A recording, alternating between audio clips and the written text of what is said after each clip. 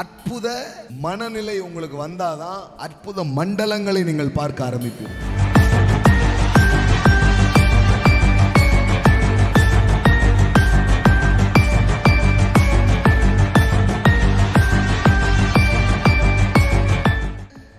வியாதியை பற்றிய தகவல்கள் கேட்கும் போதும் உங்க மைண்ட்ல வரணும், இதை முறிக்கிற வல்லமை, இதை முறிக்கிற ஒரு நாமம் எனக்குள்ள இருக்கு. என்னிடத்தில் உள்ளதை நான் உனக்கு தருகிறேன், நசரனாகிய இயேசுவின் நாமத்தில் எழுந்து நட என்று சொல்லி காய பிடிச்சு என்ன பண்ணிட்டான்? தூக்கி விட்டான். இது ஒரு ஃபெய்த் ஆக்ட். ஆமென். கொஞ்சம் நடந்து பாருங்க, கையை நீட்டி பாருங்க, செஞ்சு பாருங்க. அவனா எழும்போனான்னு பார்த்தான், பரவாயில்லடா நானே உன்னை எழுப்பிடுதுன்னு எழுப்பிட்டான்.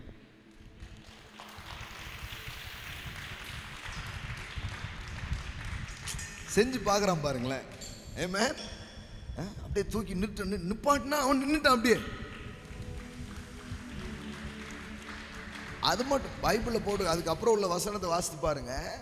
அவன் குதித்தெழுந்து நின்று நடந்தான். நடந்து குதித்து தேவனை துதித்து கொண்டு அவர்களுடனே கூட தேவாலயத்துக்குள் பிரவேசித்தான்.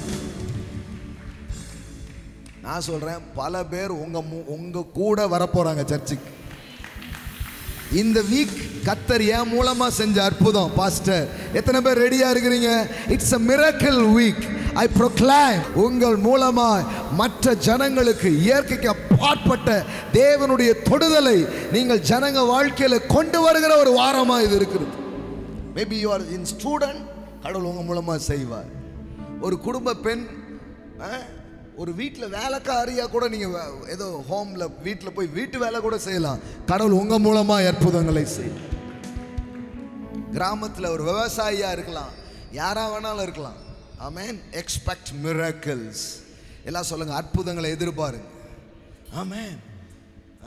மக்கள் அப்படி காமன் மைண்ட் செட்டுக்கே போயிட்டாங்க, அவங்களுக்கு மிராக்கிள் மைண்ட் செட்டே வரல. ஸோ இன்னைக்கு காலையில் தேவனுடைய வார்த்தையை கொண்டு I want to cultivate the miracle mind sets. அற்புத மனநிலை உங்களுக்கு வந்தாதான் அற்புத மண்டலங்களை நீங்கள் பார்க்க ஆரம்பிப்பீர்கள். ஆமென்.